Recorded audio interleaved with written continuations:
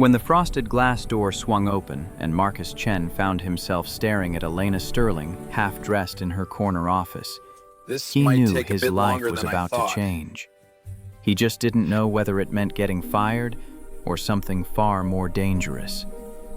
The tool bag slipped from his fingers and crashed against the marble floor, shattering the profound silence that existed only in spaces where powerful people made decisions that changed lives without ever seeing the faces of those affected.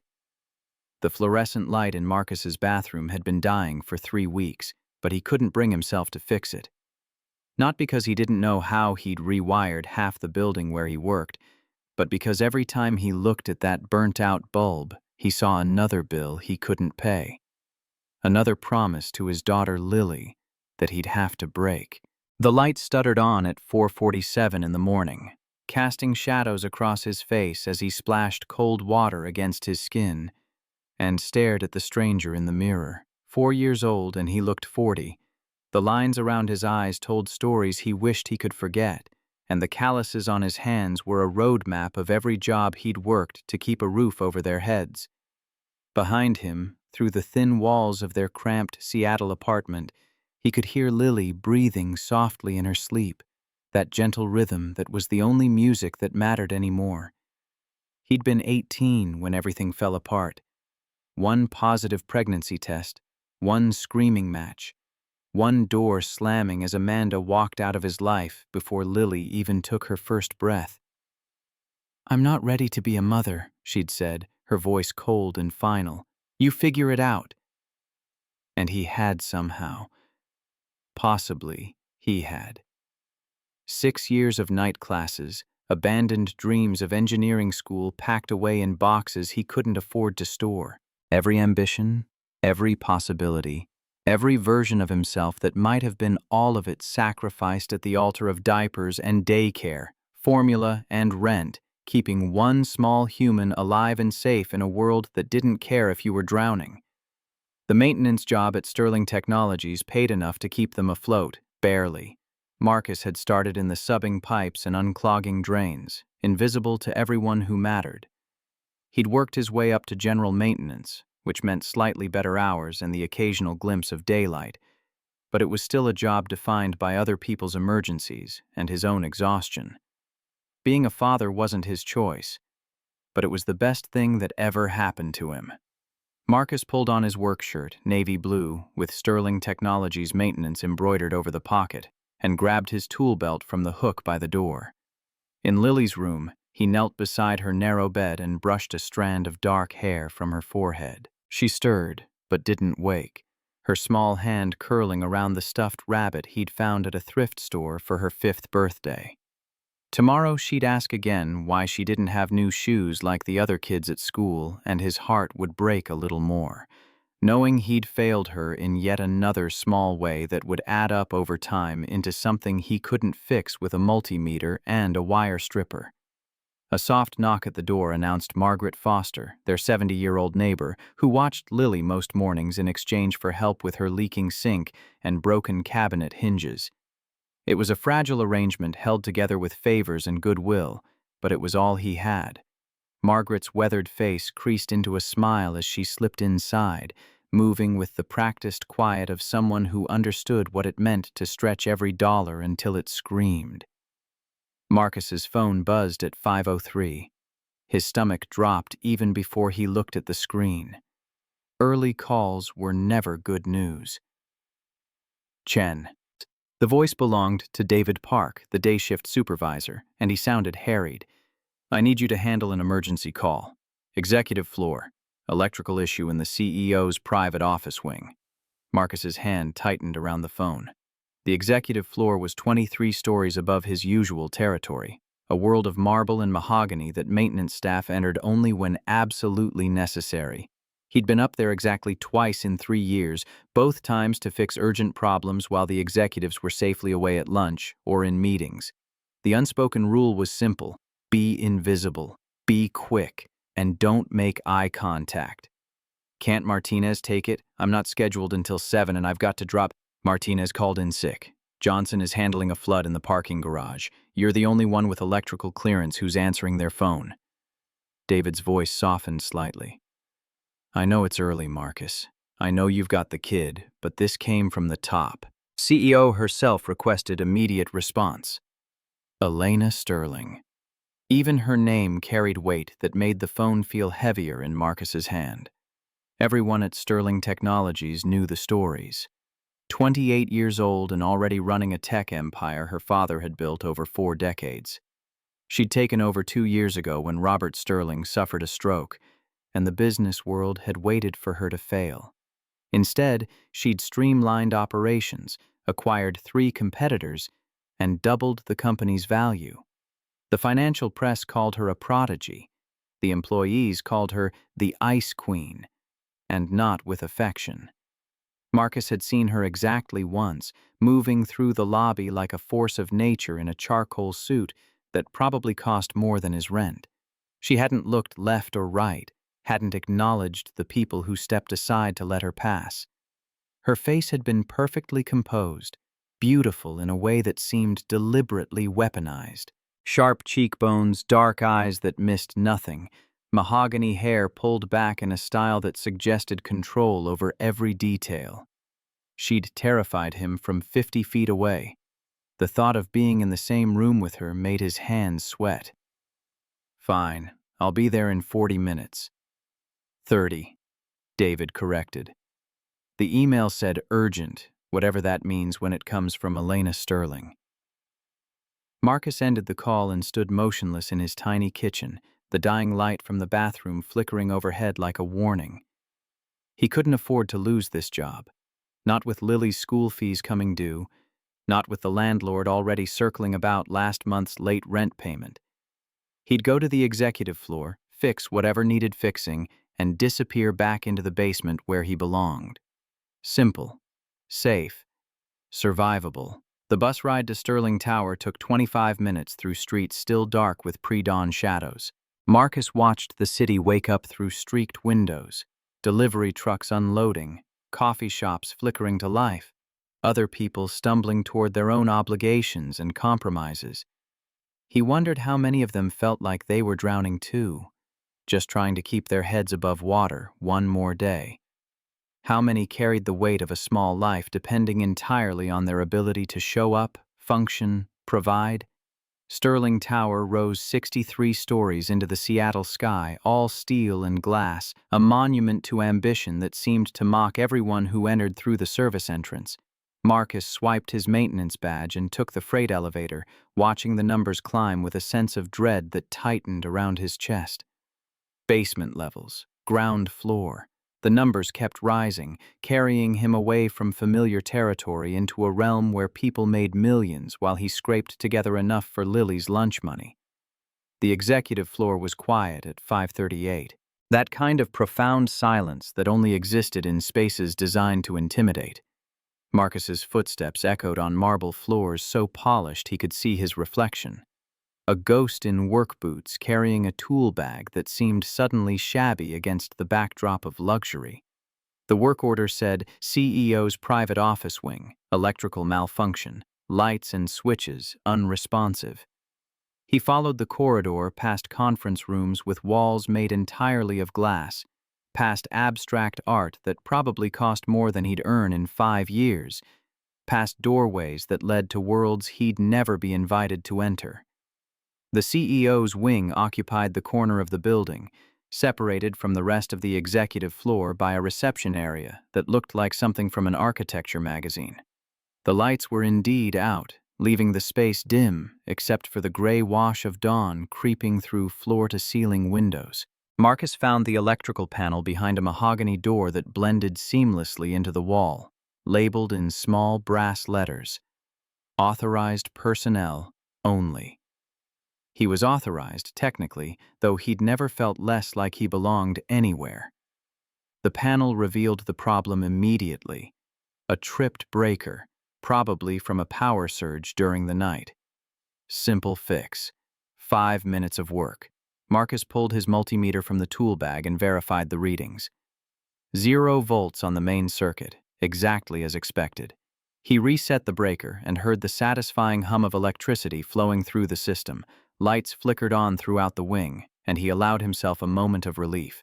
Then he heard it, a voice from somewhere deeper in the office, sweet, female, and sharp with frustration.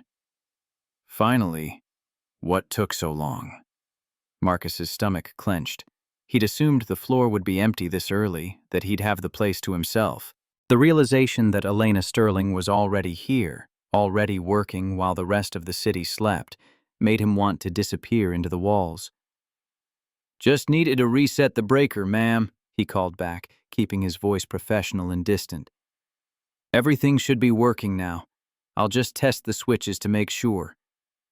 Do it quickly. I have a press conference in 2 hours and I need to change." Marcus moved through the reception area, testing light switches as he went. Each one responded perfectly, flooding the space with warm light that made the artwork glow and the marble gleam. He was thorough but fast, wanting nothing more than to finish and escape back to the maintenance levels where executives existed only as distant voices on intercom systems. The executive suite had 3 main areas: the reception space, a large conference room, and what had to be Elena's private office. 2 of the 3 doors were open. The third, made of frosted glass that turned everything behind it into soft shadows, was closed. Marcus tested the switches outside the conference room, then moved toward the office. There was one more switch by the frosted door, a master control that probably operated the office lights. He flipped it, heard the click of response, and reached for the door handle without thinking. It was instinct, a maintenance worker's reflex. After 3 years of checking, testing, verifying, his hand was on the frosted glass, pushing it open before his brain registered what he was doing. The door swung inward. Elena Sterling stood in the center of her office, frozen in the act of pulling a fresh blouse from a garment bag. She wore a black skirt and nothing else above the waist except a bra so delicate it seemed barely there. Her mahogany hair was down, falling in waves across bare shoulders, and her dark eyes went wide with shock that matched the horror flooding through Marcus's veins. For one endless second, neither of them moved. The world compressed into that single moment, her skin pale against the dark fabric, the curve of her collarbone, the vulnerability of exposure in someone who'd built an empire on never showing weakness. Then reality crashed back in. The tool bag hit the floor with a sound like a gunshot. "I'm sorry." The words tumbled out in a desperate rush. "I'm so sorry, I was just testing the lights. I didn't know, I didn't mean to—" "Get out!" Her voice was ice over steel, quiet and absolutely lethal. "I'm sorry," Marcus said again, backing away so fast he nearly tripped over his own feet. His face burned with humiliation, his heart hammering against his ribs. "The door, I thought it was empty. I was just checking the switches. I'm so sorry." "Turn around." The command stopped him mid-retreat. Marcus spun so fast he felt dizzy, facing the frosted glass and the blurred shapes of the reception area beyond. Behind him, he heard the whisper of fabric, the sharp zip of the garment bag. Every muscle in his body was locked rigid, waiting for the explosion, the rage, the inevitable consequences of the worst mistake of his professional life. He'd walked in on Elena Sterling half-dressed, the CEO, the woman who could end his career with a single phone call, the woman who held his entire fragile existence in her perfectly manicured hands. "I swear I didn't see anything," he said to the frosted glass, his voice cracking. "I swear I was just doing my job, testing the circuits. I didn't know you were in here. Please, I have a daughter. I need this job. Be quiet." Marcus's jaw snapped shut. He could hear his own breathing, ragged and panicked, and beneath it, the soft sounds of Elena dressing. Seconds stretched into eternities. His entire body felt like a live wire, crackling with fear and shame. When she finally spoke again, her voice was controlled but carried something underneath that he couldn't quite identify. "What's your name?" "Marcus Chen, ma'am." Maintenance staff, electrical clearance. The words came out like a prisoner reciting his crimes. I've worked here 3 years. I've never had a complaint. I swear this was an accident. I thought the office was empty. I heard you the first time. A pause that felt like falling. You can turn around now. Marcus turned slowly, keeping his eyes fixed on the floor. Elena Sterling stood behind her desk, now fully dressed in a cream blouse and the same black skirt. Her hair was pulled back in the severe style he recognized from that glimpse in the lobby months ago. She looked every inch the CEO again, all traces of vulnerability erased. But her dark eyes studied him with an intensity that made his skin prickle. Look at me. It was the hardest thing Marcus had ever done. Meeting Elena Sterling's gaze felt like staring into a searchlight, but he forced himself to do it. She deserved that much, at least an acknowledgement of what he'd done and acceptance of whatever judgment she was about to deliver. Her face was unreadable, a mask of perfect control, but something flickered in her eyes as she looked at him. Not anger exactly, something more complicated. You really didn't know I was here. It wasn't a question, but Marcus answered anyway. No, ma'am, I swear. The work order just said electrical malfunction. I reset the breaker and I was testing all the switches. I thought the whole floor was empty this early. His hands were shaking. He clenched them into fists at his sides. I understand if you need to fire me. I understand I don't have any excuse. I just want you to know it was an accident. I would never. Stop talking. He stopped. Elena walked around her desk with measured steps, her heels clicking on the hardwood floor. She stopped 3 feet away from him, close enough that he could smell her perfume, something subtle and expensive that made the air between them feel charged with electricity. You're terrified. It was an observation, not a question, delivered in a voice that seemed genuinely curious. Yes, ma'am. Of me, or of losing your job? Both. The truth fell out before he could stop it. Mostly of losing my job. I have a daughter. She's 6. I'm all she has. I can't. His voice cracked and he forced himself to breathe. I can't afford to lose this. Elena's expression shifted, something almost like recognition passing across her face. She studied him for another long moment, and Marcus felt like he was being catalogued, assessed, measured against some criteria he couldn't begin to understand.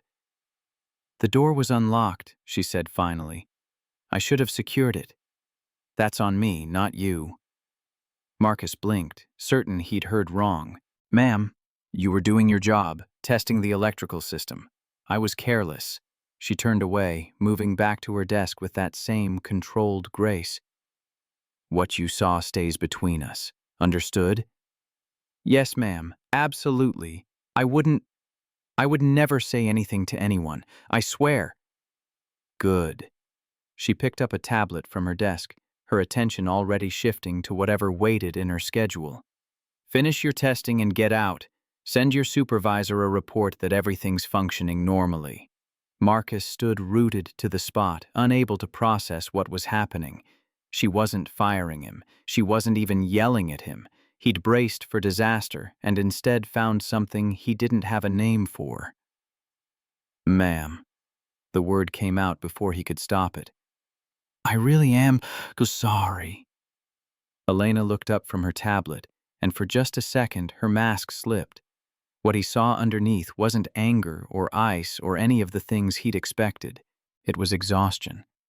The kind of bone-deep weariness that recognized itself in another person.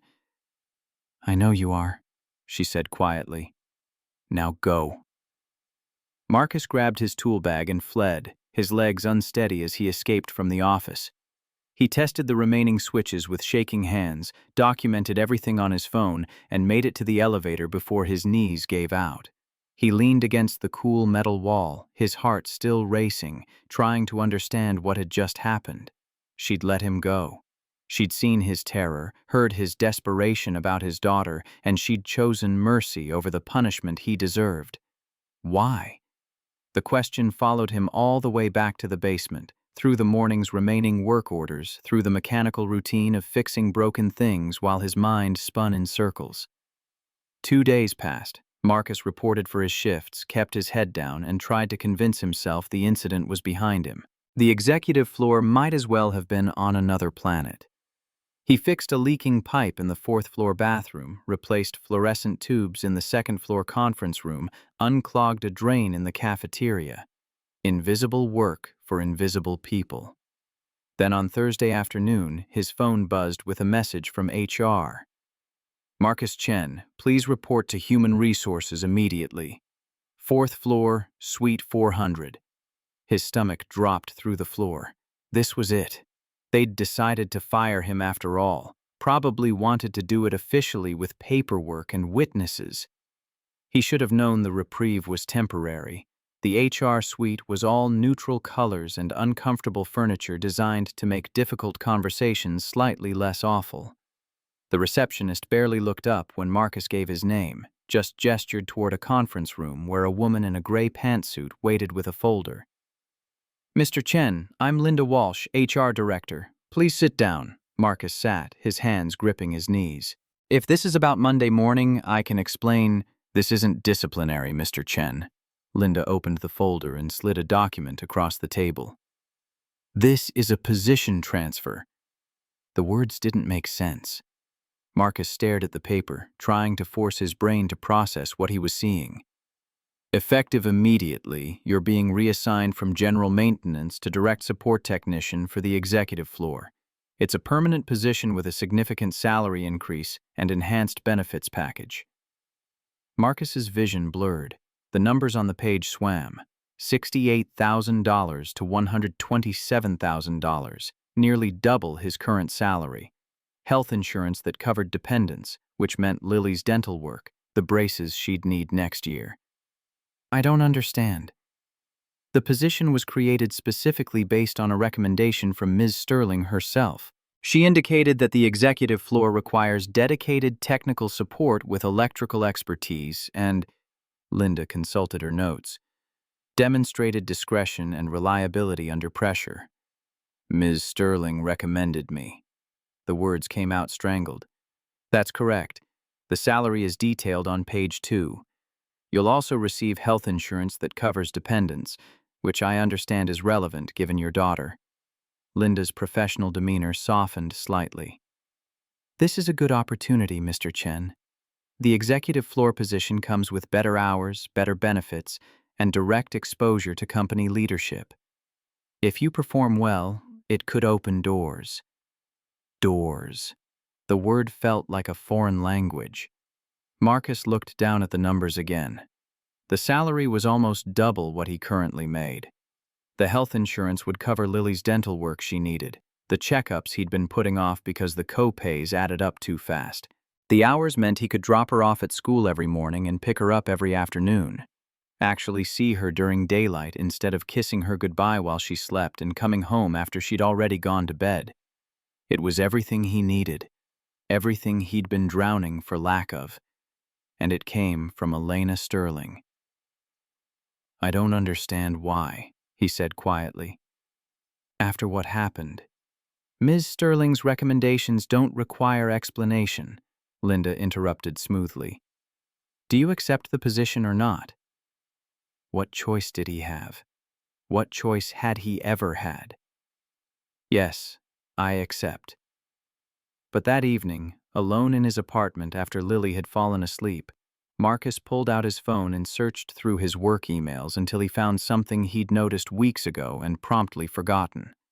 A message from David, forwarded from Sarah Mitchell, Elena's executive assistant, requesting maintenance records for all electrical work on floors 12 through 20. The timestamp was 2 weeks before the incident with the frosted door.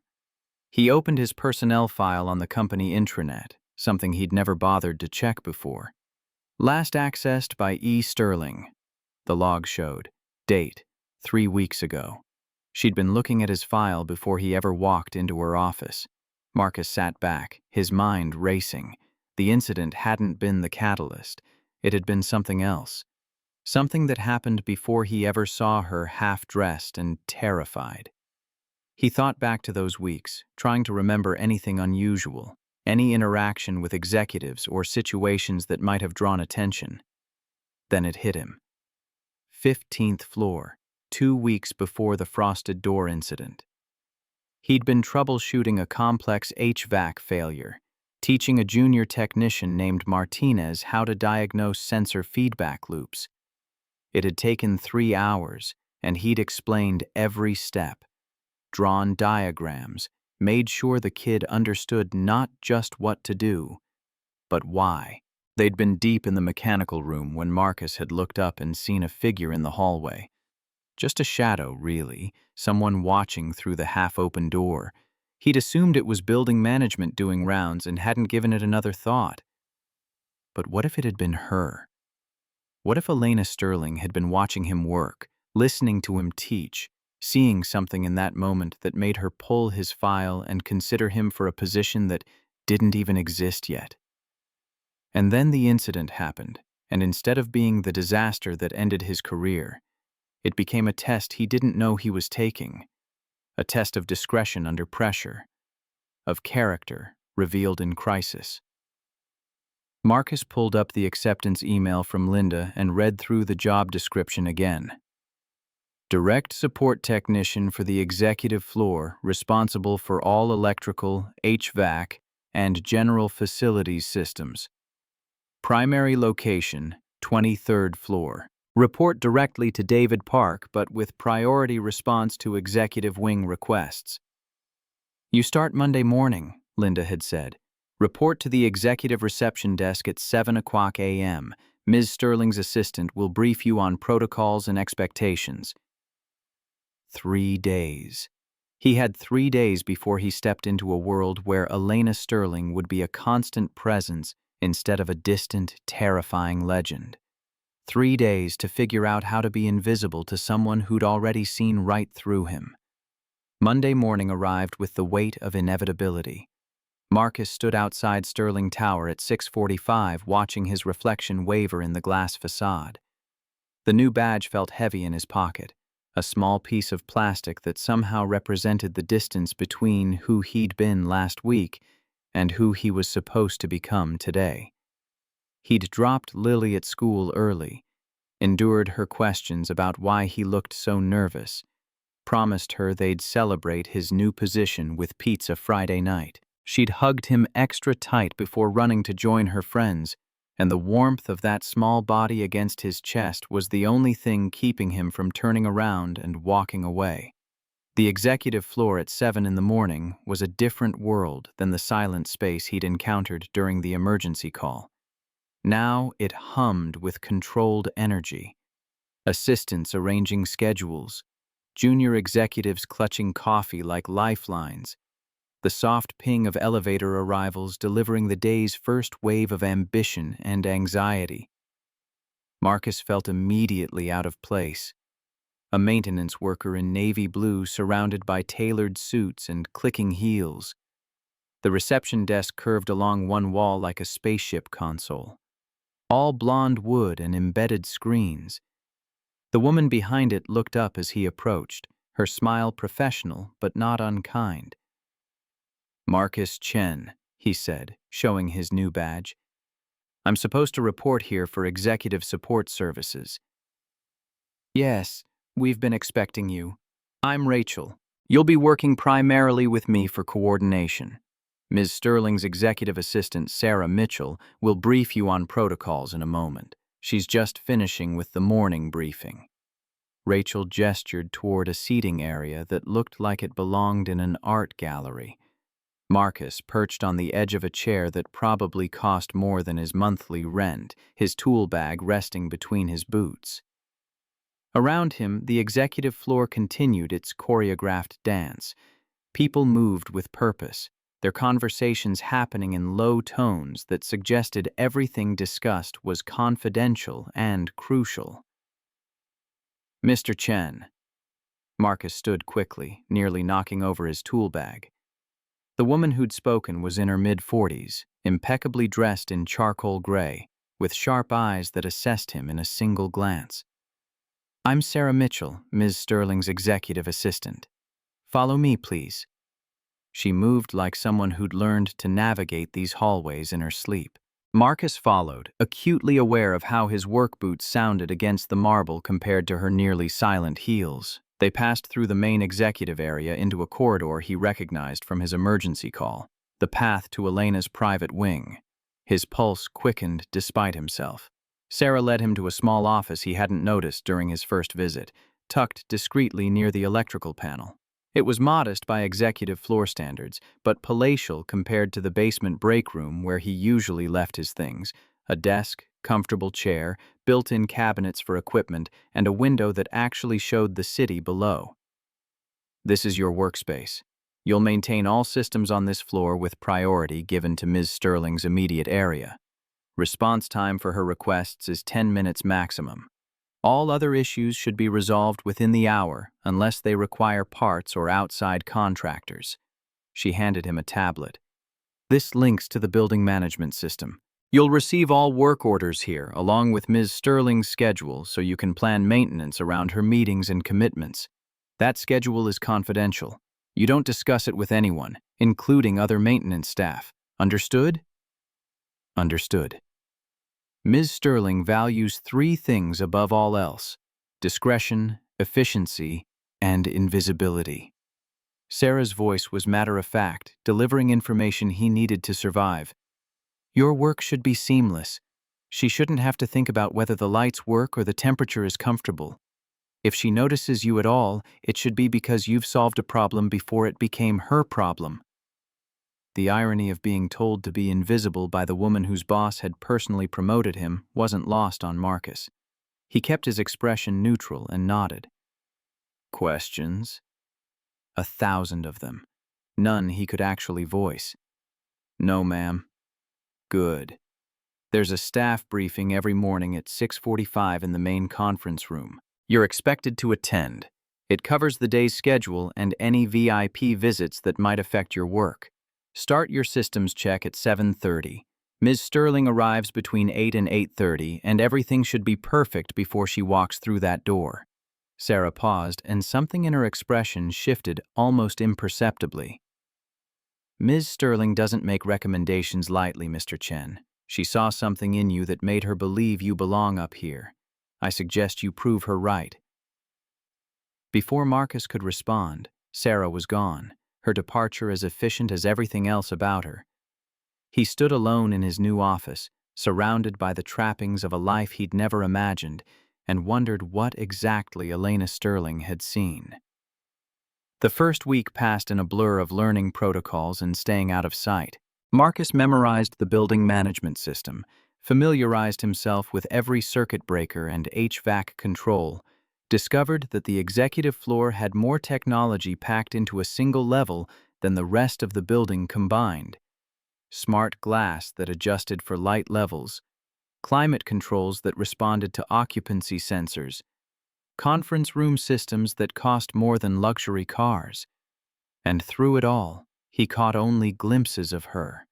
A flash of mahogany hair as she strode past, her voice carrying through a conference room door, crisp with authority. Once, he was replacing a malfunctioning light fixture in the hallway when she emerged from a meeting, and their eyes met for half a second before she looked away and continued walking. She gave no sign of recognition, no acknowledgement that he existed beyond his function as the person who kept her world running smoothly. It should have been a relief.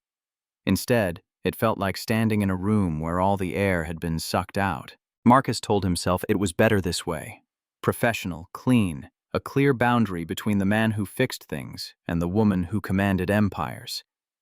He was here to do a job, collect a paycheck that was transforming his daughter's life, and maintain the discretion Elena valued so highly. That moment in her office, when he'd seen vulnerability crack through her armor, was an aberration, a mistake they were both pretending had never happened. But late at night, lying awake in his apartment that suddenly felt less cramped thanks to the breathing room in his budget, Marcus couldn't stop thinking about the question that had haunted him since he signed the transfer papers. Not why she'd promoted him. He'd pieced that together from the timeline and the file access logs. She'd been watching him work, evaluating his competence, considering him for this position before the incident ever happened. The frosted door had been a test of character, and somehow he'd passed. What he couldn't figure out was the exhaustion he'd seen in her eyes when she'd said those 4 words. "I know you are." Like she'd recognized something in his desperation that resonated with her own hidden truths, some kinship between a maintenance worker drowning in single parenthood and a CEO drowning in expectations she couldn't escape. The answer came on his 8th day, in a moment that redefined everything he thought he understood. It was late afternoon, almost 6 o'clock, and the executive floor was emptying as people departed for dinner meetings or headed home to families and lives that existed beyond these walls. Marcus was in the main conference room testing a video system that had glitched during a presentation that morning. The technology was sophisticated enough that the manual read like a foreign language, but he'd spent 2 hours breaking down each component until he found the faulty HDMI processor. He was on his back under the conference table, rewiring connections, when he heard voices approaching. "I don't care what the legal team says." Elena's voice cut through the air like a blade. "We're not settling. Brian knew exactly what he was doing when he violated that non-compete." "Elena, the optics alone," a male voice, older, trying for reason. "The optics of backing down are worse. We set a precedent here. Every executive we've ever signed walks away thinking they can steal our clients and we'll just negotiate a settlement." Heels clicked closer. "Schedule the deposition. I want him on record lying about his intentions." They entered the conference room, and Marcus froze under the table. He could see expensive shoes, Elena's black heels, a man's polished Oxfords. The door closed with a soft click. "You're being unreasonably aggressive about this." The man's voice carried the weight of someone used to being obeyed. "Brian was your father's hire. Going after him publicly damages Robert's legacy." "My father's legacy is secured by the company's success, not by protecting executives who betray us." Or are you suggesting I should prioritize sentiment over strategy, Victor? "I'm suggesting you remember that some of us have been with this company since before you were born. Your father trusted Brian. Perhaps you should consider whether my judgment has increased this company's value by 42% in 2 years. My judgment acquired Techline and Meridian when everyone said we were overextending. My judgment," she stopped abruptly. "Is someone in here?" Marcus's heart stopped. He'd been so still, barely breathing, but somehow she'd sensed him. "The maintenance technician," he heard Victor say, and Marcus could hear the disdain dripping from every syllable. "Perhaps you should have him escorted out before we continue discussing confidential matters." Silence stretched for 3 beats of Marcus's racing heart. Chen, not a question. A statement. Elena knew he was there. Marcus slid out from under the table, tool bag in hand, his face burning with embarrassment and something else.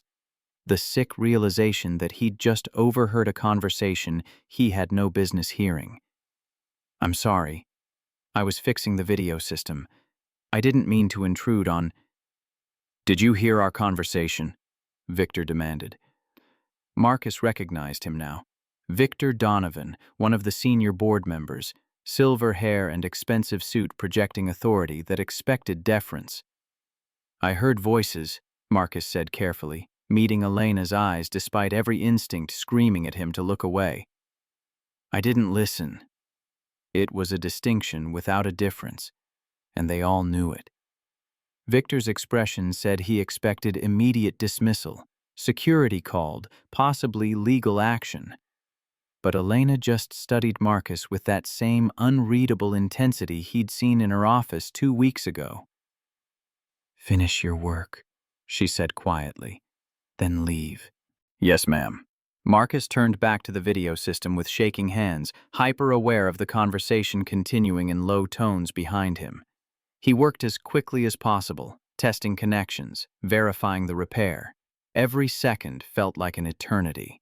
When he finally packed up his tools and headed for the door, Victor was mid-sentence about shareholder concerns. Neither of them acknowledged Marcus's departure. He made it to his small office and leaned against the closed door, his pulse hammering. The smart thing would be to go home, forget what he'd heard, and never mention it to anyone. Discretion.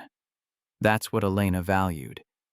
But the look in her eyes when she'd realized he was there, that hadn't been anger. It had been calculation, like she was testing him again, measuring him against some standard he didn't understand.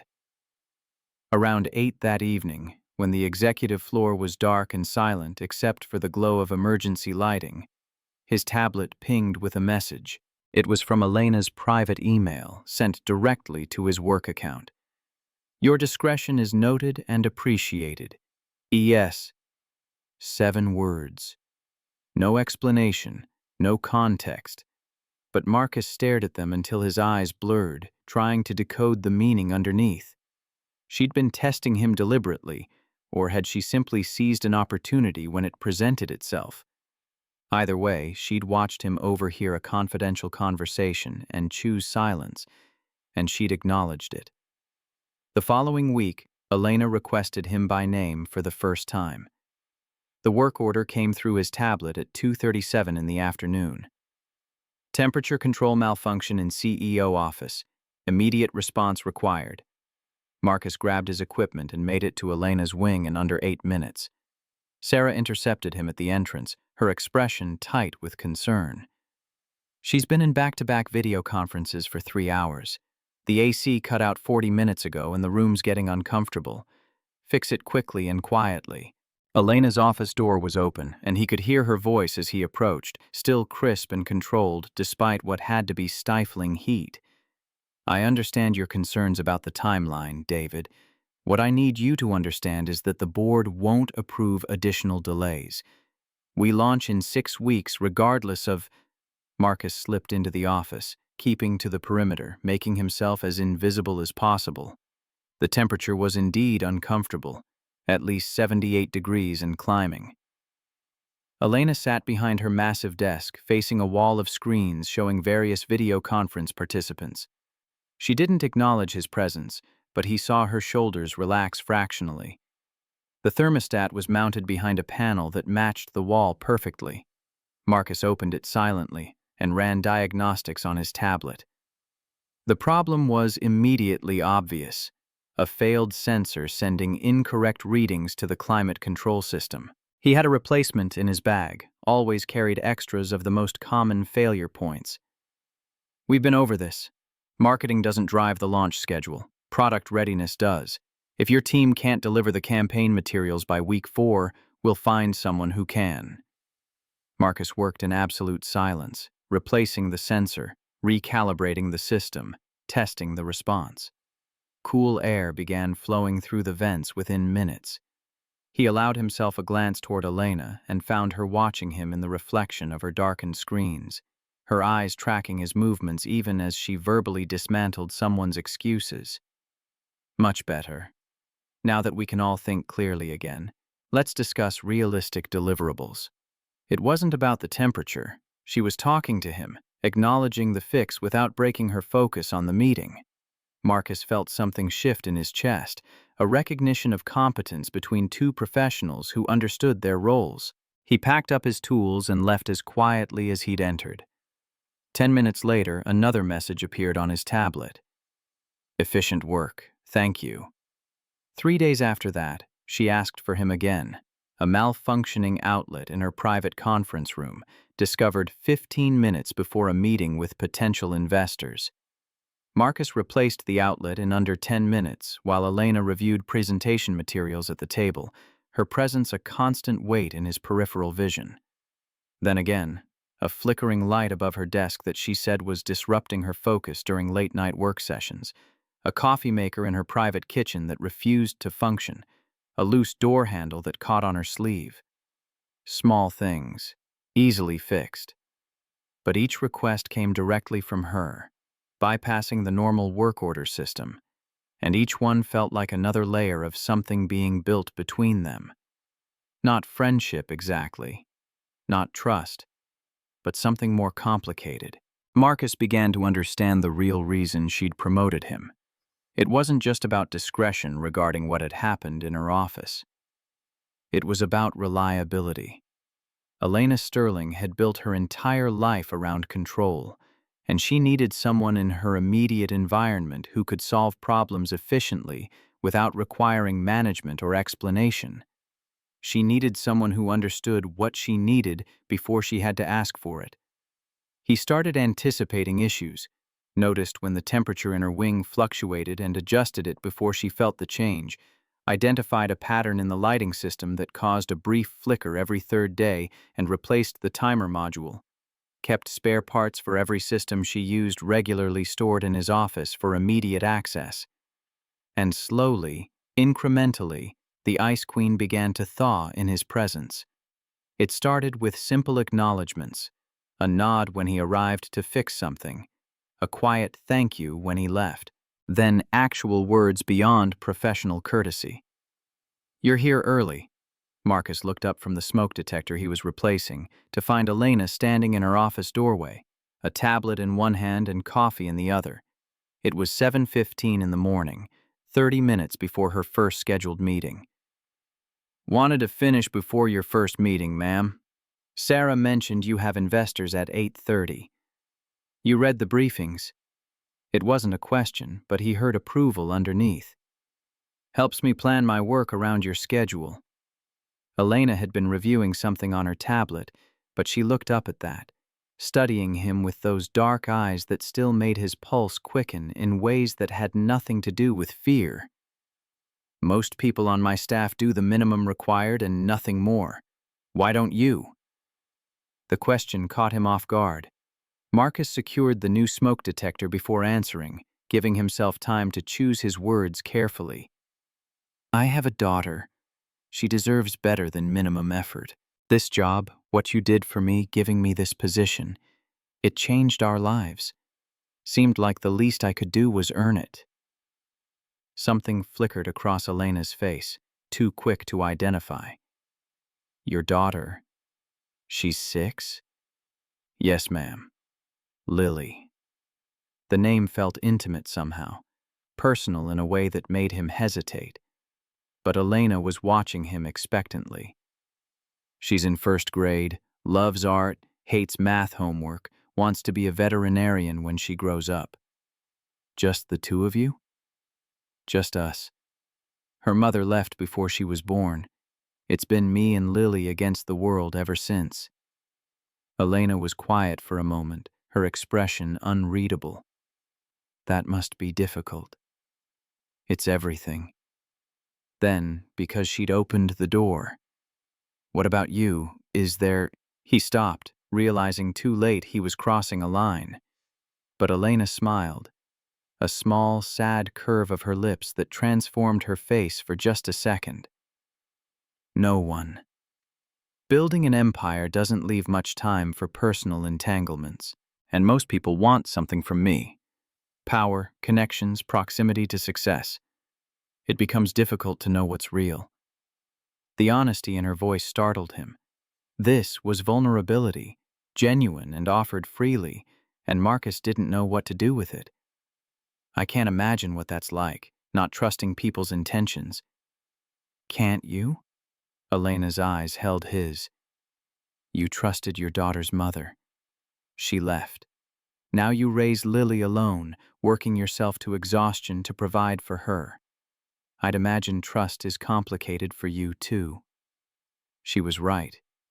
The recognition settled between them, an understanding that neither of them had expected to find here in her office at 7:15 in the morning while he stood on a ladder replacing a smoke detector. "I should finish this." His voice came out rougher than intended. "Yes." But she didn't leave. She stayed there, working on her tablet while he completed the installation. and her presence felt less like surveillance and more like companionship. When he climbed down and packed his tools, she looked up one more time. "Thank you, Marcus." It was the first time she'd used his first name. The sound of it in her voice rewired something in his brain, created a connection he wasn't sure he wanted, and definitely didn't know how to handle. "Any time, Ms. Sterling." He left before he could say something stupid, but he felt her watching him all the way to the door. The day everything changed started ordinarily enough. Marcus arrived at 6:30 for the morning briefing, coffee in hand, prepared for another day of invisible efficiency. Sarah ran through the schedule with her usual precision: video conferences, department reviews, a site visit from a tech journalist, and an all-hands presentation at 4 in the main auditorium. The presentation is particularly important. Ms. Sterling will announce the new product line. There will be press, investors, and all senior staff. Everything needs to be perfect. Marcus made notes on his tablet. The auditorium was technically outside his jurisdiction, but he coordinated with the facilities team to ensure all executive floor systems would be stable during the event. Elena would be under intense scrutiny, and the last thing she needed was a technical failure making her look unprepared. The morning proceeded smoothly. He handled routine maintenance, responded to a minor printer malfunction in the finance director's office, replaced a burned-out LED in one of the conference rooms. Around 2, he decided to check the auditorium personally, just to verify everything the facilities team had reported. The main auditorium seated 300 people and featured a stage with professional lighting, video screens, and sound systems sophisticated enough for concert venues. The facilities team had done good work. Everything looked pristine, the technology tested and ready. Marcus was about to leave when something made him look up at the lighting rig. Years of maintenance work had trained his eyes to spot things that weren't quite right, subtle misalignments that suggested potential problems. One of the stage lights looked off-center, its mounting brackets slightly twisted. He found a ladder and climbed up to inspect it. What he discovered made his blood run cold. The safety cable, the backup that prevented lights from falling if the main mount failed, was frayed nearly through, not from age or wear, but from what looked like deliberate cutting. Someone had sawed through most of the cable, leaving just enough intact that it wouldn't be immediately obvious, but would fail under the right stress. And the main mounting bolt was loose, turned back several threads, held in place by friction alone. Marcus's hand shook as he examined the setup. This wasn't accident or neglect. This was sabotage. The light weighed at least 40 pounds. If it fell during the presentation directly onto the stage where Elena would be standing, he didn't let himself finish the thought. Working quickly, he secured the mounting bolt properly, tested the weight distribution, and replaced the safety cable entirely. Then he checked every other light in the rig, found 2 more with loosened bolts, secured them all. By the time he finished, he'd been in the auditorium for 90 minutes, and his shirt was soaked with sweat. The question burning in his mind was whether to report this, tell Sarah, security, someone. If this was deliberate sabotage, there were protocols, investigations, potential danger to Elena that extended beyond a rigged light fixture. But he had no proof beyond his professional judgment. The frayed cable could theoretically be explained as wear. The loose bolts might be attributed to poor maintenance. And if he was wrong, if he raised alarms that led nowhere, he'd look paranoid or attention-seeking. Worse, he'd put himself directly in Elena's line of sight in a way that violated everything she valued about him. She needed him to be invisible, to solve problems quietly, not to create drama. Marcus made his decision. He documented everything with photos on his tablet, secured the systems, and made a note to check them again before the presentation. Then he went back to the executive floor and tried to act like his heart wasn't racing. At 3:30, Sarah sent a message asking him to verify the video feeds in the auditorium one final time. Marcus went back down, checked the lights again, still secure, and confirmed all systems were operational. People were already filling the seats, press photographers setting up cameras. The energy in the room built like a gathering storm. Elena arrived at 3:55, flanked by Sarah and two senior executives.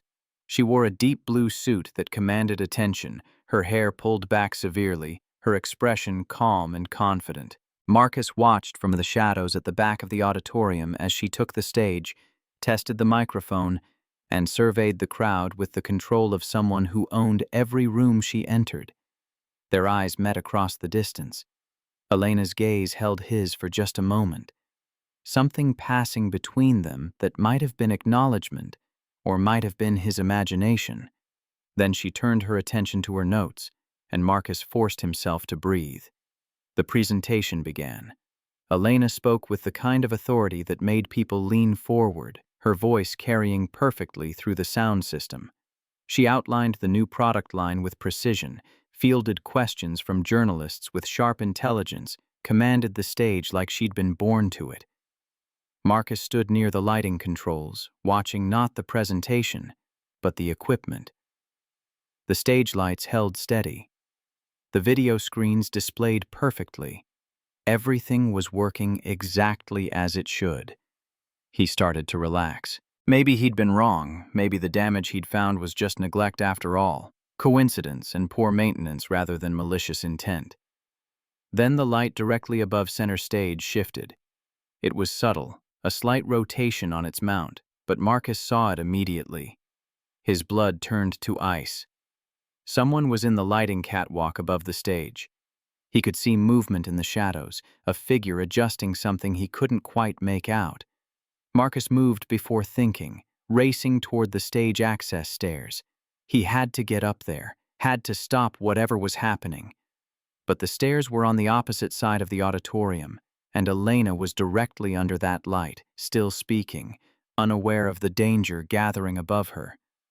The light shifted again, rotated further. The sabotaged mount he'd fixed was holding, but now someone was actively working to override the safety measures. Marcus abandoned stealth and ran, his boots pounding against the auditorium floor, drawing attention from the crowd. He saw security guards starting to move, confused by the commotion. Saw Sarah's startled face. Saw Elena pause mid-sentence, her eyes finding him in the crowd. "Get away from center stage," Marcus shouted, his voice carrying in the sudden silence. "Now!" Elena froze. Years of control kept her rooted to the spot, confusion and authority warring on her face. The light above her groaned, metal straining against compromised connections. Marcus didn't have time to explain. He launched himself onto the stage, grabbed Elena around the waist, and threw both of them sideways with every ounce of strength he possessed.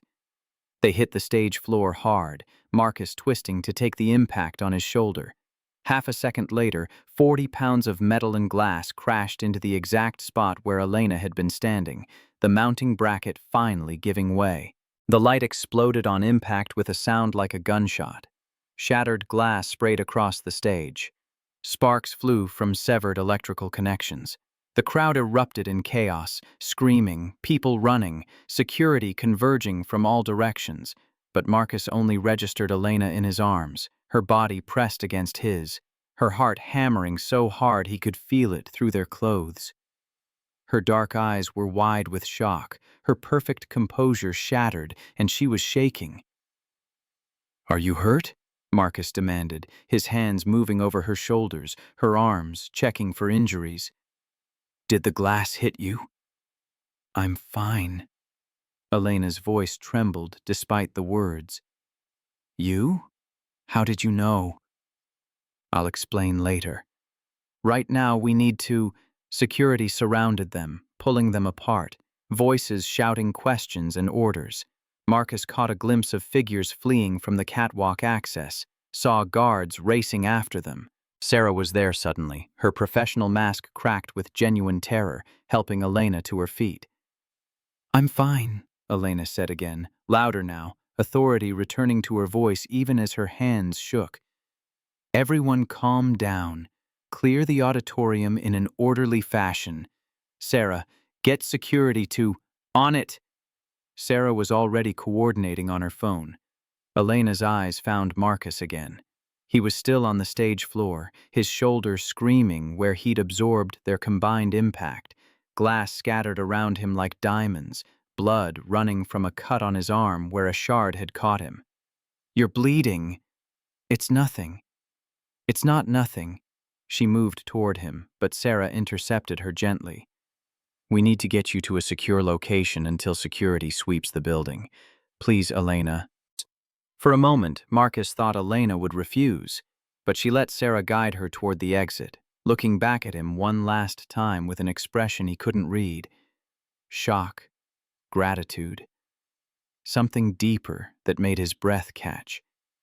Then she was gone, and Marcus was surrounded by security personnel asking questions. He barely heard, his mind replaying those seconds on a loop, the weight of Elena in his arms, the terror in her eyes, the absolute certainty that if he'd been 1 second slower, she would have died. And somewhere in the chaos, Marcus realized that invisible was no longer an option. He'd thrown himself into the spotlight to save her, and nothing between them would ever be the same. The security office on the second floor became command central within minutes of the auditorium evacuation. Marcus sat in a hard plastic chair while a paramedic cleaned the gash on his forearm, the sting of antiseptic barely registering against the adrenaline still flooding his system. Around him, guards spoke in clipped tones into radios, coordinating a building-wide lockdown while reviewing security footage on a wall of monitors. "You're lucky. Another inch and this would have needed stitches." Marcus didn't feel lucky. He felt like his entire body was vibrating at a frequency just below visible, his mind replaying those seconds on the stage over and over. The groan of metal, Elena's body against his, the explosion of glass where she'd been standing. "Mr. Chen." The head of security, Thomas Reed, a former police detective with gray-streaked hair and eyes that had seen too many crimes to be shocked by much, pulled up a chair, his expression grave. "Walk me through what happened. Start with why you were checking the auditorium in the first place." Marcus explained about the morning briefing, his decision to personally verify the systems, finding the frayed safety cable and loose mounting bolts. He showed Reed the photos on his tablet, time-stamped from hours before the presentation.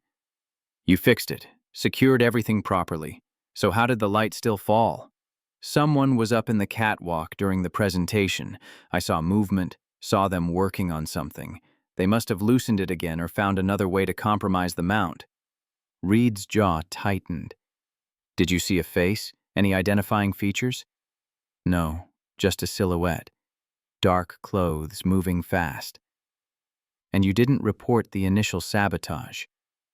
The question carried weight, not quite accusation, but close. "I considered it, but I had no proof it was deliberate. Could have been negligent maintenance. I documented everything, fixed the immediate danger, and planned to monitor it. I didn't expect someone to actively interfere during the event itself." Reed studied him for a long moment. "Your quick thinking saved Ms. Sterling's life. I want to be clear about that. But this situation is now a criminal investigation. Attempted murder, possibly corporate espionage. You'll need to make a formal statement." "Whatever you need." The door opened and Sarah appeared, her usual composure restored, but strain visible around her eyes. "Mr. Chen, Ms. Sterling wants to see you now." Reed nodded. "We'll continue this shortly. Don't leave the building."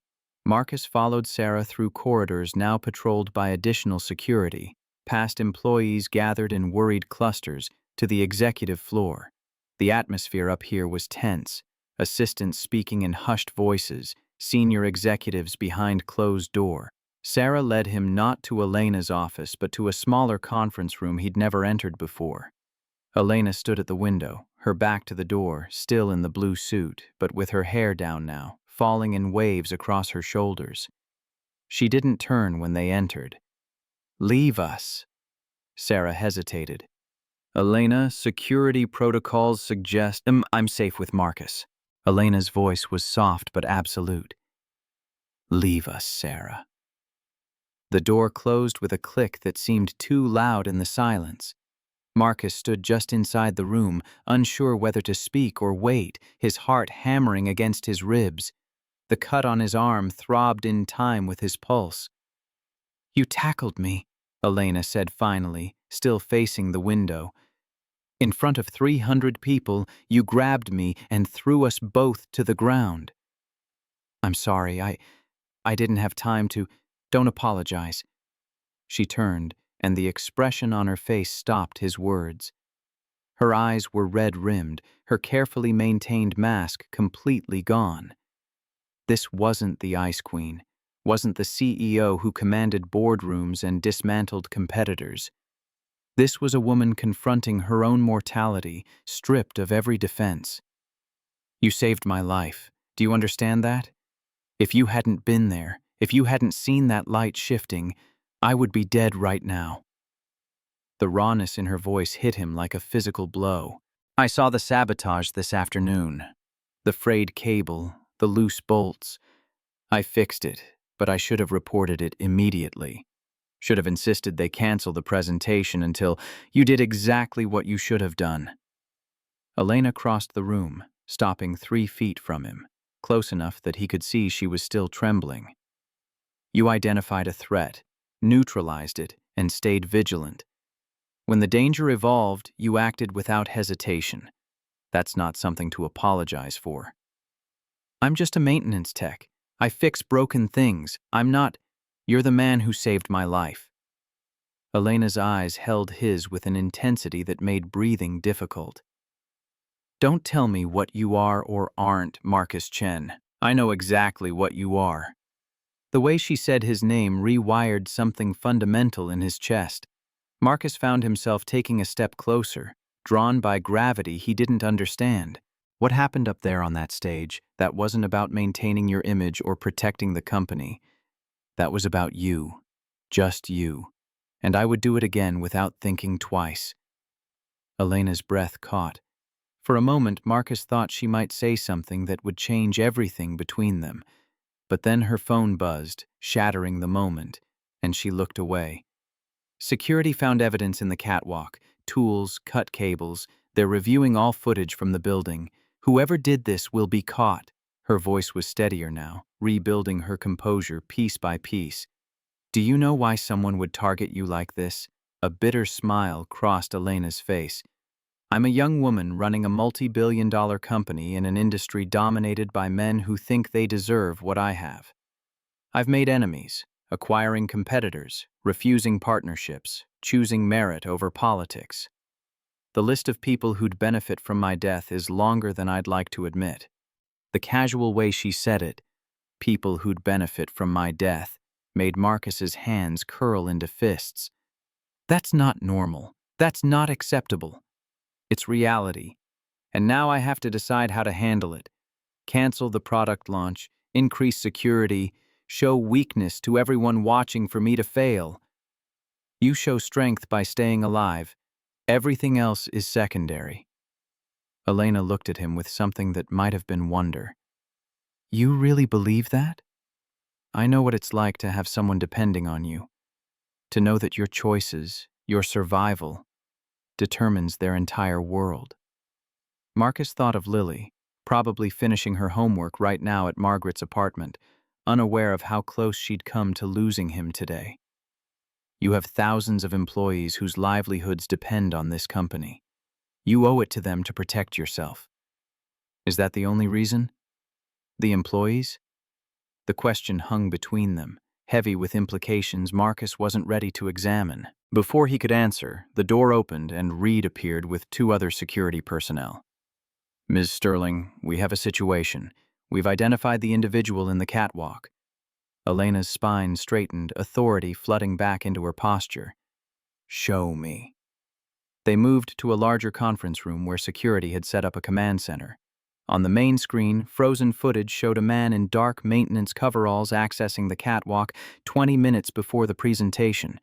The image quality was good enough to see his face clearly, mid-40s, sharp features, the kind of face that blended into corporate environments without raising questions. "His name is Michael Barnes," Reed announced, pulling up additional files. "He's been with building maintenance for 8 months. Background check was clean, references verified. We just discovered his employment application used a false social security number." Someone planted him. Elena's voice was tight, controlled fury barely contained beneath the surface. "That's our assessment. We're searching his locker and contacting authorities now, but there's more." Reed pulled up another image, a screenshot of an email from an anonymous account. "This was sent to 3 business journalists 40 minutes ago before the incident. It claims you've been cooking the books, inflating revenue numbers to boost stock prices. The timing suggests whoever sent it expected you to be in no position to defend yourself." Marcus felt sick. This wasn't just an assassination attempt, it was coordinated destruction. Kill Elena, release damaging accusations, tank the company's value, all at once.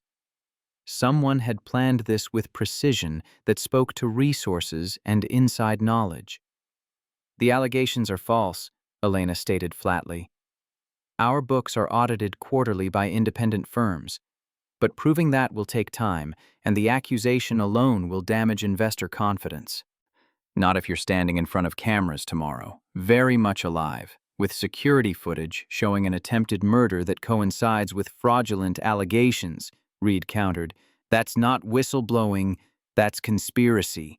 We need to find Barnes before he disappears, and I want to know who hired him." "Someone with resources," Elena's voice was ice. "Someone who understands this company well enough to coordinate this kind of attack. We're on it. In the meantime, I'm assigning personal security. You don't go anywhere without—" "No!" Elena's voice cut like steel. "I'm not hiding behind bodyguards like I'm afraid. We handle this intelligently, but I won't give anyone the satisfaction of seeing me cower." Reed looked like he wanted to argue, but knew better. "At minimum, you need someone watching your immediate environment. Someone you trust." Elena's eyes found Marcus across the room. Something passed between them, a silent conversation that excluded everyone else. "Marcus stays close. He's already proven he can identify threats I can't see. He works on the executive floor anyway. Nothing changes visibly, but he's there. Ms. Sterling, with respect, Mr. Chen is maintenance staff, not security personnel," Reed pointed out carefully. "Mr. Chen saved my life while your security personnel were watching cameras and patrolling hallways. I trust his instincts. He stays." Reed nodded reluctantly. "We'll need to brief him on protocols, provide communication equipment." "Fine. Do it now. I want this handled tonight." Elena turned to Marcus, her expression unreadable. "Unless you have objections to expanding your responsibilities?" Marcus thought about what he was being asked. Thought about Lily, about the risk of putting himself between Elena and whoever wanted her dead. Thought about walking away, choosing safety, protecting the fragile stability they'd finally achieved.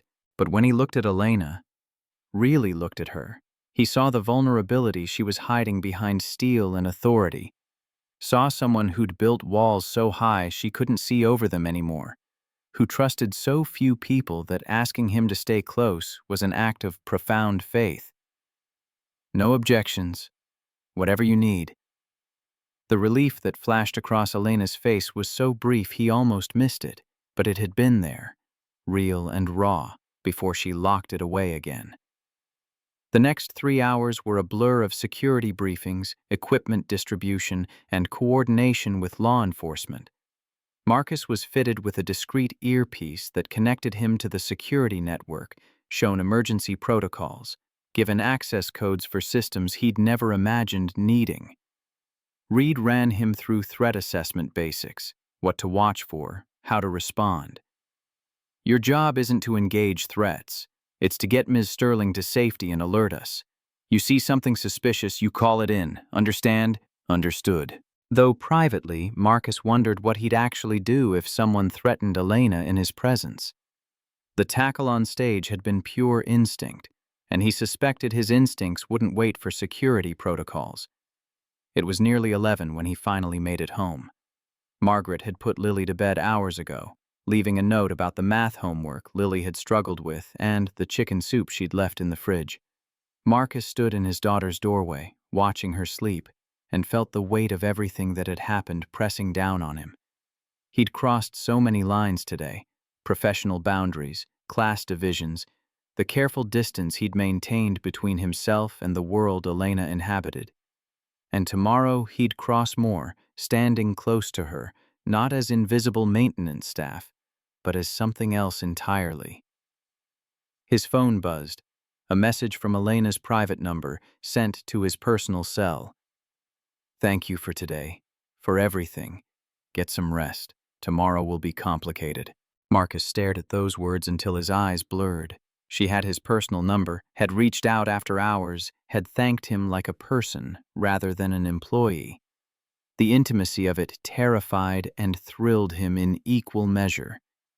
He typed back carefully, "You're welcome. See you at 7.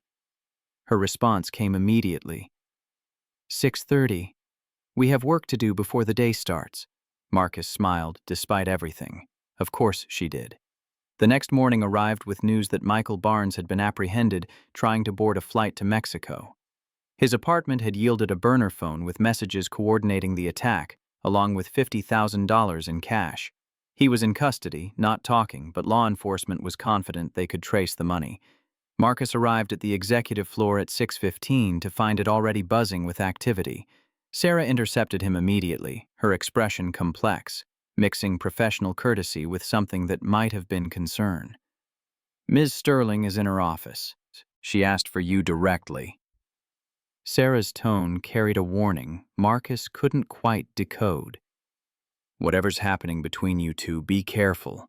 She's under enormous pressure right now, and she makes decisions based on control and strategy. Don't mistake proximity for something it isn't." The warning was clear and probably wise. Marcus nodded his understanding and knocked on Elena's office door. "Come in." She sat behind her desk, already dressed for battle in a charcoal suit, her hair pulled back severely, but her eyes were softer when she looked at him, carrying memories of yesterday's vulnerability. "How's your arm?" "Fine. Barely feel it." Marcus closed the door behind him. "You look like you didn't sleep." "I didn't." Elena gestured to the chair across from her desk. "I spent the night reviewing everyone who might have orchestrated this. Business rivals, disgruntled former employees, board members who opposed my leadership. The list is extensive and depressing. Reed will find this connection. The money trail always leads somewhere. That's not what worries me." Elena leaned back, studying him with an intensity that made the air feel charged. "What worries me is that I've built my entire life around not needing anyone. Control, independence, self-reliance. And yesterday, I needed you. Absolutely, completely needed you to save my life. That's not a position I'm comfortable occupying." The honesty stunned him. Marcus chose his next words carefully. "Needing someone in a crisis doesn't make you weak. It makes you human. I'm not sure I'm allowed to be human. Not in this position. Weakness is blood in the water. Every competitor, every skeptical board member, every journalist looking for a story, they're all waiting for me to prove I don't belong here. So prove them wrong. Show up today stronger than yesterday. Face the cameras. Address the allegations. Demonstrate that whoever tried to kill you failed spectacularly. That's not weakness. That's power." Elena's lips curved into something that wasn't quite a smile. "You make it sound simple." "I didn't say it was simple. I said it was necessary." Marcus leaned forward, holding her gaze. "You asked me yesterday what you are to me. You want the truth? You're the person who changed my daughter's life by giving me a chance I didn't deserve. You're the woman who works 18-hour days to protect thousands of employees she'll never meet. And you're someone who shouldn't have to face death threats and character assassination alone. The silence that followed felt alive, charged with everything they weren't saying. Elena's eyes searched his face like she was looking for proof he meant it, that this wasn't performance or manipulation. I don't know how to do this, how to let someone be close without wondering what they want from me. I don't want anything except for you to be safe. That's it. That's all of it. That might be the most valuable thing anyone's ever offered me. Elena visibly gathered herself, straightening in her chair. Today's agenda is brutal. Press conference at 9 o'clock addressing yesterday's incident and the false allegations. Board meeting at 11 where I'll need to reassure everyone the company is stable. Investor calls this afternoon. I need you close for all of it. I'll be there. The press conference was held in the main lobby, cameras and journalists packed into every available space. Marcus stood off to the side, watching Elena command the room with absolute authority. She addressed the assassination attempt directly, framed it as corporate sabotage coordinated with false financial allegations, and presented security footage that made the conspiracy impossible to deny. Someone wanted to destroy this company by destroying me. They failed. Sterling Technologies stands stronger today than yesterday, and we will not be intimidated by criminals and cowards. The journalists erupted with questions. Elena fielded them with sharp intelligence, never defensive, always in control. And twice during the conference, her eyes found Marcus in the crowd, drawing strength from his presence. When it ended, Sarah intercepted them before they could return to the executive floor. The board wants to meet immediately. Victor Donovan is insisting on a vote of confidence. Elena's expression hardened. Of course he is. Let's not keep them waiting. The boardroom was on the 62nd floor, all glass walls and panoramic city views designed to remind everyone inside that they operated at the pinnacle of power. 12 board members sat around a massive table, their expressions ranging from supportive to hostile. Victor Donovan occupied the chair directly opposite the head of the table where Elena would sit, his silver hair and expensive suit projecting authority, his eyes gleaming with something that looked like satisfaction. Elena, glad you could join us. We've been discussing yesterday's unfortunate incident. Unfortunate is an interesting word for attempted murder, Victor. Elena took her seat. Marcus positioned himself near the door, unobtrusive but present. Quite right, which is why we need to discuss your security protocols, your decision-making process, and whether the company's interests are best served by maintaining current leadership during this crisis. So, there it was. Not concern for Elena's safety, but an opportunity to challenge her position. Marcus's hands clenched at his sides. My security protocols are being enhanced. The individual responsible is in custody. Law enforcement is tracking the conspiracy's origins, and the false financial allegations have been thoroughly debunked by our auditors. What exactly is your concern, Victor? My concern is that someone wanted you dead badly enough to plan an operative in this building for 8 months. That suggests enemies powerful enough to threaten this company's stability. Perhaps it's time to consider whether your leadership style has created untenable risks. My leadership style doubled our value in 2 years. What you're actually suggesting is that I made you all significantly wealthier, and now you're wondering if someone more pliable might be easier to control. That's not what I'm saying. It's exactly what you're saying. Elena leaned forward, her eyes locked on Victor. You've opposed every major decision I've made. The Techline acquisition you said would bankrupt us generated $30 million in revenue last quarter. The restructuring you called reckless improved operational efficiency by 18%. You don't question my competence, Victor. You question my right to have it. The room fell silent. Other board members shifted uncomfortably, some nodding slightly, others maintaining careful neutrality. "I move that we table this discussion." Helen Chang, one of the older board members, spoke up. "Elena has handled this crisis with exactly the leadership we hired her to provide. The threats against her are proof of her effectiveness, not evidence of failure." "Seconded," added Daniel Brooks, a venture capitalist who'd backed Elena's early initiatives. Victor's jaw tightened. "Fine, but I want regular updates on the investigation, and I want enhanced security measures that don't rely on—" His eyes flicked dismissively toward Marcus. "Maintenance staff playing hero." "Noted." Elena's voice was cold enough to frost glass. "Anything else?" The meeting continued for another hour, reviewing financial projections and operational updates, but the tension never fully dissipated. Marcus watched Victor throughout, noting how the older man's eyes kept returning to Elena with something that went beyond professional rivalry. This was personal and dangerous. When they finally escaped back to the executive floor, Elena's composure cracked the moment her office door closed. She leaned against her desk, exhaling slowly, the weight of maintaining perfection visibly crushing down on her shoulders. He's going to keep pushing. Every crisis, every setback, he'll use it to question my leadership. Then don't give him setbacks. Keep doing exactly what you've been doing. Succeed so loudly he can't make himself heard. Marcus crossed the office slowly, aware he was entering territory they'd both avoided. How do you do that? Do what? Make it sound possible. Make me believe I can actually survive this. Because I've watched you for weeks now. I've seen how hard you work, how much you care about getting things right. You're not just competent, Elena. You're extraordinary. And anyone who can't see that is deliberately closing their eyes. Marcus, her voice caught on his name.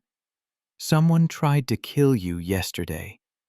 And today you stood in front of cameras and the board and everyone watching for you to break. And you didn't. You're still standing, still fighting. That's not something that needs my belief to make it real. It already is. Elena stood there, 3 feet away from him, and for the first time since he'd known her, she looked uncertain, vulnerable in a way that had nothing to do with physical danger and everything to do with the space between them that kept shrinking.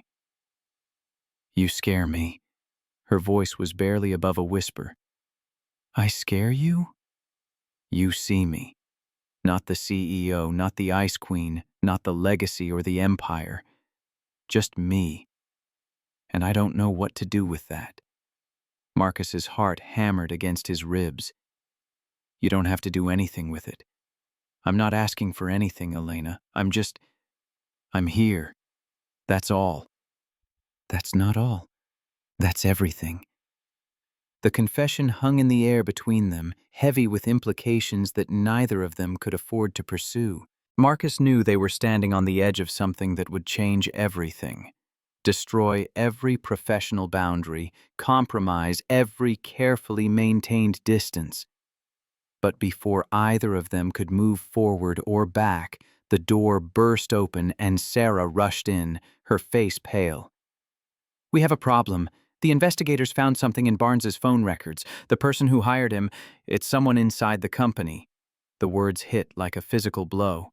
Elena's face went white, then flushed with rage so pure it seemed to heat the air around her. Who? Sarah hesitated, her eyes flicking to Marcus before settling back on Elena. The investigators want to brief you directly. They're on their way up now with Detective Parker from the police department. But Elena, they said the evidence is conclusive. It goes high. I don't care about conclusive. I want a name. They wouldn't give it to me over the phone, said it was too sensitive. Sarah's hands twisted together, a rare show of anxiety. But they mentioned it goes high. Someone with access to executive systems and confidential information. Marcus felt ice spread through his chest. High level meant board members, senior executives, people who'd been with the company for years. People Elena had trusted, worked alongside. perhaps even considered allies in the constant battle to prove herself worthy of her father's legacy. Clear my schedule for the next 2 hours. I want Reed, the investigators, and Detective Parker in the main conference room. No one else. And Sarah, I need you to pull personnel files for everyone at director level and above. Access logs for the last year, financial records, anything that might show connections to Barnes or unusual activity.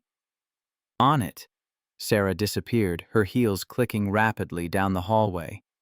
Elena stood motionless for a moment, her back to Marcus, her shoulders rigid with tension. When she finally turned, her expression was pure steel. All traces of the vulnerability from moments before locked away behind walls he suspected were even thicker now. This doesn't leave this room, not even to security staff you might trust. Until we know who we're dealing with, everyone is suspect. Understood. But Elena, you need to consider that whoever this is, they're desperate enough to kill you. If they suspect they've been discovered, they'll do what? Try again? Let them try. I'm not hiding and I'm not running. Not from corporate sabotage and certainly not from traitors in my own company. I'm not suggesting you hide. I'm suggesting you be smart about this. Marcus moved closer, lowering his voice even though they were alone. Someone inside had access to your schedule, knew exactly where you'd be standing on that stage, had months to plan this. They're not going to confess and walk away quietly, which is why we're going to be very careful about how we handle the reveal. Elena's eyes held his, and he saw the strategist beneath the rage. Once we have the name, we control the information. Use it to set a trap, gather evidence that's airtight, make sure when we move against them there's no possibility of escape or legal maneuvering. You've done this before. Not murder conspiracies, but corporate warfare. Yes. Elena moved to the window, looking out over the city she'd claimed as her territory. You don't get to where I am without learning how to identify enemies and neutralize them. I just never expected the enemy to be this close. The pain in her voice was carefully controlled but audible. Marcus understood then that this betrayal cut deeper than professional rivalry or business competition. Elena had built her life around not trusting people, and now someone had proven every cynical instinct right. Not everyone is your enemy. She looked at him, something flickering in her eyes. No? I'm not. The words hung between them, simple and absolute. Elena studied his face like she was searching for cracks in the foundation, testing the weight his promise could bear. I know. She said it so softly he almost missed it. The intercom on her desk buzzed. Ms. Sterling, Detective Parker and the investigative team are here. Send them to conference room A. We'll be there in 2 minutes. Elena straightened her suit jacket, smoothed her hair, rebuilt her armor piece by piece until the vulnerable woman who'd confessed that Marcus saw her was completely hidden. But just before she headed for the door, she paused and looked back at him. Stay close. I need... She stopped, seeming to reconsider her words. I need to know you're there. I'm not going anywhere. Conference room A was the largest on the executive floor, designed for board meetings and high-stakes negotiations.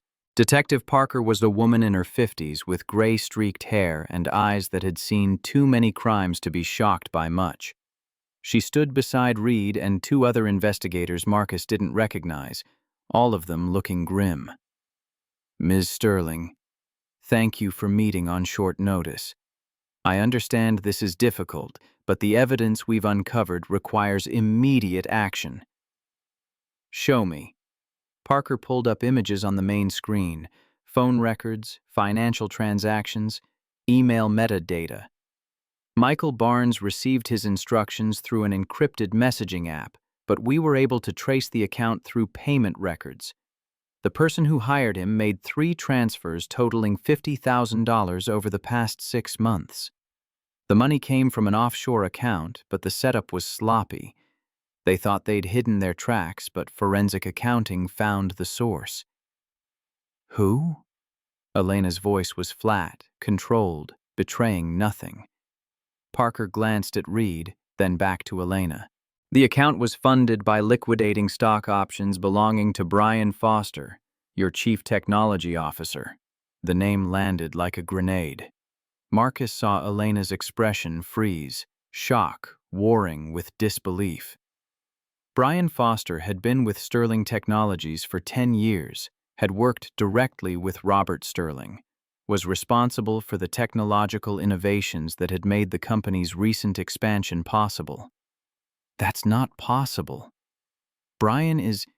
He's been loyal to this company since before I took over. He supported every initiative, worked 18-hour days on the new product line. Why would he? We believe he's working with outside interests, Parker interrupted gently. The financial trail shows he's in debt, significant gambling losses over the past 2 years, roughly $180,000. Someone approached him, offered to clear his debts in exchange for cooperation. The plan was to eliminate you, install more pliable leadership, and Brian would maintain his position while feeding information to competitors. Elena sat back, her face pale.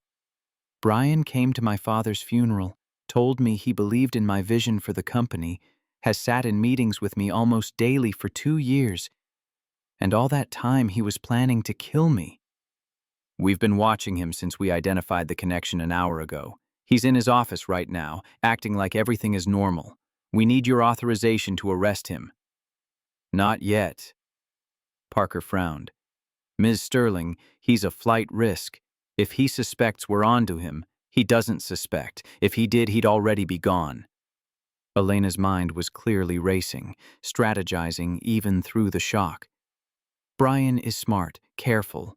He's been planning this for months, maybe years, which means there's more people involved, more evidence to gather. If we arrest him now, we lose the chance to see the full picture. You want to use him? Parker's tone carried understanding. I want to finish this. Not just stop one attack, but dismantle the entire conspiracy. Brian had help. Someone on the outside funding this, coordinating it. I want them too. Reed leaned forward. That's dangerous, Ms. Sterling. Every day Brian walks free is another day he could try something else. Not if he thinks he's still hidden. Not if we feed him information that makes him believe his plan is still viable. Marcus watched her work, saw the strategic mind that had built an empire operating at full capacity. But he also saw the cost, the way her hands trembled slightly before she clasped them together, the tension in her jaw that spoke of betrayal cutting deep. What do you propose? We tell Brian that the investigation into Barnes is stalling, that the money trail went cold at the offshore account, that I'm focused on external threats and increasing public security, leaving internal systems vulnerable. We give him rope to hang himself with, and we watch everything he does, everyone he contacts. That puts you at significant risk. If he feels threatened, if he suspects at all, I'll have protection. Elena's eyes flicked to Marcus. And I'll be careful. But I won't let whoever orchestrated this walk away because we moved too fast. The detective studied Elena for a long moment, then nodded slowly. 48 hours. We'll monitor Brian around the clock, track every communication, every movement, but if he makes any move that suggests immediate danger, we shut it down. Agreed. The next 2 days were the longest of Marcus's life. He stayed within 10 feet of Elena at all times, shadowing her through meetings and video conferences, standing outside her office when she needed privacy, eating meals he barely tasted, while watching everyone who came near her with suspicion that bordered on paranoia. Brian Foster appeared at staff meetings looking concerned and supportive, asking Elena how she was handling the stress, offering to take on additional responsibilities. Marcus watched him perform empathy and concern, and every word felt like acid burning through his resolve not to grab the man by his expensive collar and throw him against the nearest wall. How are you holding up? Brian asked Elena after a product development meeting, his voice warm with false concern. I'm fine, Brian. Thank you for asking. Your work on the new interface is excellent, by the way. Exactly what we need for launch. Just doing my job. We all want to see you succeed. The lie was so smooth, so practiced, that Marcus had to fight the urge to intervene. But Elena's hand touched his arm briefly as she passed, a silent reminder to stay calm, stay focused. Surveillance teams reported that Brian was making encrypted calls to an unknown number, always from locations outside the building where he thought he had privacy. The technical team was working to break the encryption, but it was sophisticated, suggesting whoever Brian reported to he had significant resources. On the second night, around 11, Marcus was doing a final security sweep of the executive floor when his earpiece crackled to life. "We've got movement. Brian just entered the building through the parking garage. He's not supposed to be here." Reed's voice was urgent. "Where's Ms. Sterling?" "Still in her office. We've got eyes on her, but Brian's heading for the executive floor now. Get to her." Marcus ran, his boots pounding against marble as he raced down the corridor. Behind him, he heard elevator doors opening, footsteps echoing through the empty building. He burst into Elena's wing to find her at her desk, paperwork spread around her, completely unaware of the danger approaching. "We need to go now." Elena looked up instantly, reading the tension in his voice. "Brian?" "In the building, coming up. Reed's mobilizing security, but—" The lights went out. Complete darkness swallowed the executive floor, emergency lighting failing to activate. Marcus heard Elena's sharp intake of breath, heard movement in the hallway outside, and every instinct screamed danger. "Stay behind me." He pulled Elena away from the desk, his eyes adjusting to the darkness. He could see the outline of her office door, the windows showing city lights beyond. "He's cutting power, disabling security systems. Where's your panic button?" "Desk drawer. But if the power's out—" Footsteps in the hallway, slow and deliberate, someone who knew exactly where they were going. "Elena." Brian's voice called from the darkness, friendly and calm. "Are you still here? The power went out. I came to make sure you were okay." The performance was chilling in its normalcy. Marcus felt Elena tense against his back, heard her breathing quicken. "I'm fine, Brian. Just finishing some work. The emergency lighting should kick in any moment." "Actually, it won't." Brian appeared in the doorway, backlit by emergency exits in the hallway beyond. Marcus couldn't see his face clearly, but he could see the gun in Brian's hand, dark and deadly against the faint light. "I made sure of that. Had months to prepare, to understand every system in this building. You made it easy, really, trusting me with so much access." "Brian, what are you doing?" Elena's voice carried just the right note of confusion, still playing her part even with a gun pointed at her. "What I should have done 2 years ago when they first approached me. You were never supposed to run this company, Elena. Your father knew it. The board knew it. Everyone knew except you. So stubborn, so convinced you could prove everyone wrong, and you did, which made everything so much more complicated." "Who approached you?" Elena asked, and Marcus heard the calculation in her voice. Keep him talking. Buy time for security to arrive. "People who understand that innovation shouldn't be controlled by legacy and name recognition. People who could actually use Sterling Technologies' technology to change the world instead of protecting market share and shareholder profits." Brian moved closer, and Marcus shifted to maintain his position between them. "They offered me a real future. Chief Technology Officer of a combined entity that would dominate the industry. All I had to do was remove the obstacle." "You mean kill me?" "Remove."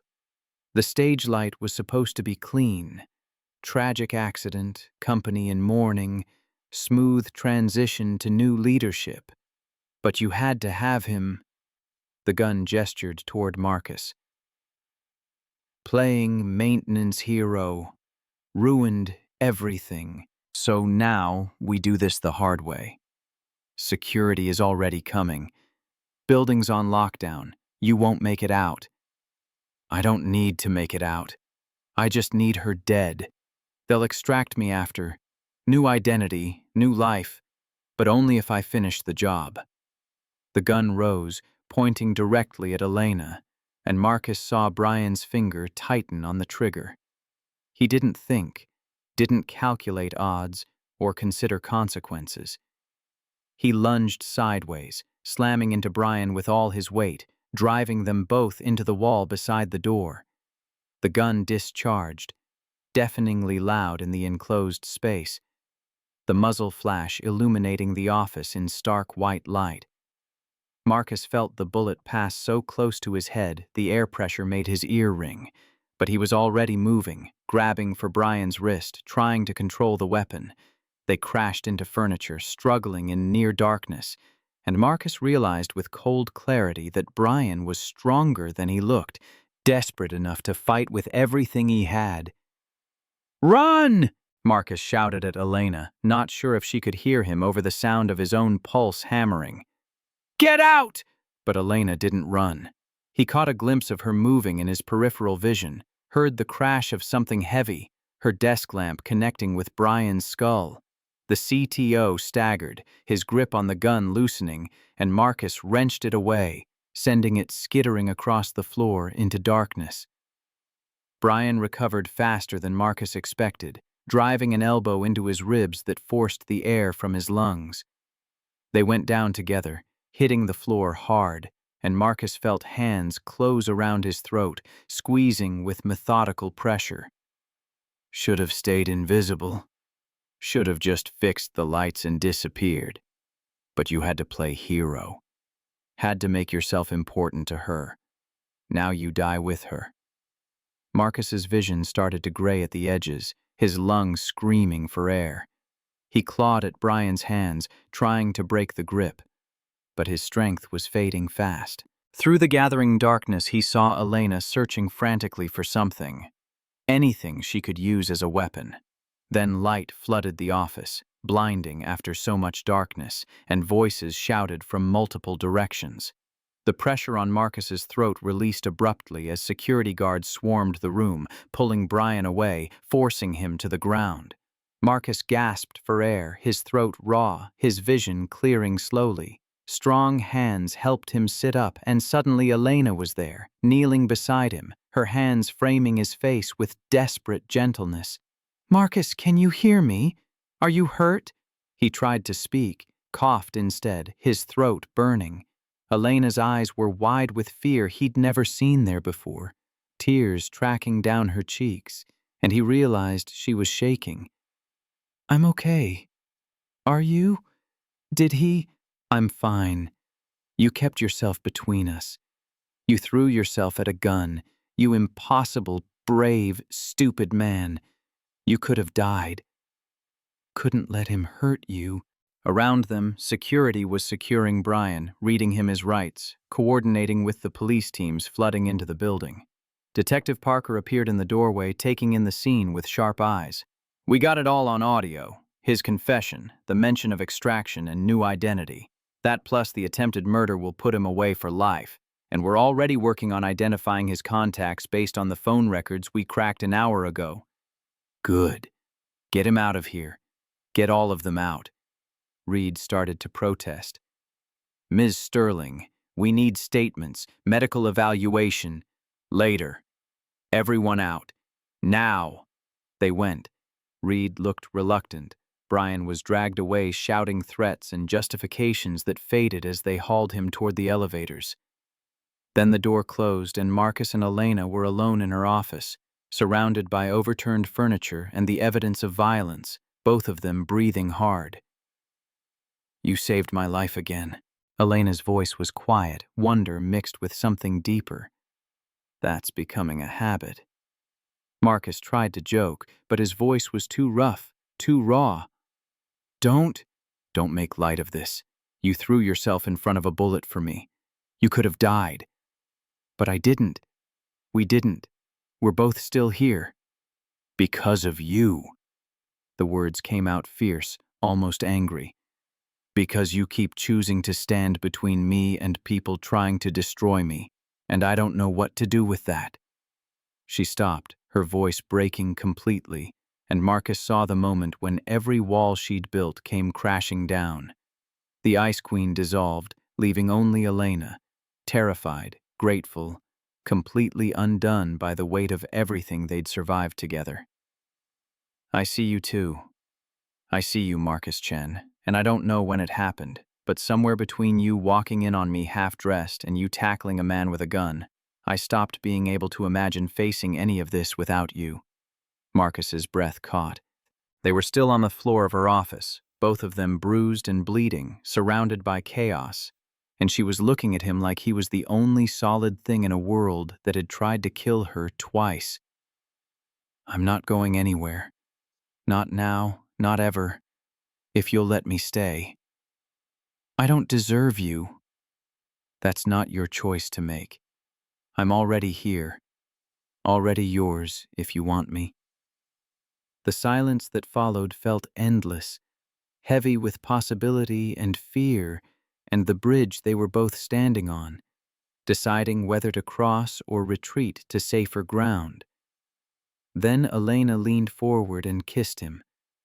It wasn't gentle or uncertain.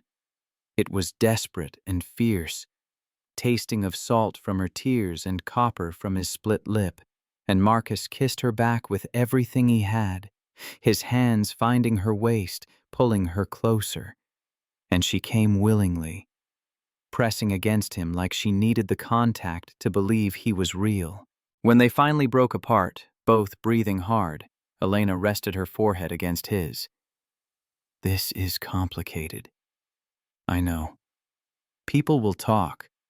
The board, the employees, everyone will have opinions about the CEO and the maintenance tech. I know that too. And I'm still figuring out how to be human instead of just a position and a legacy.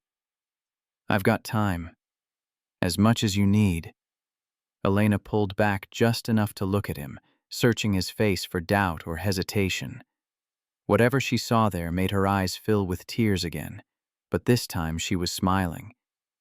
You really mean that. Every word. You and me against corporate assassins. We make a pretty good team. Elena laughed, the sound watery but genuine, and kissed him again. Softer this time. Slower. Like they had all the time in the world, instead of security teams waiting outside and statements to give, and an empire that still needed protecting.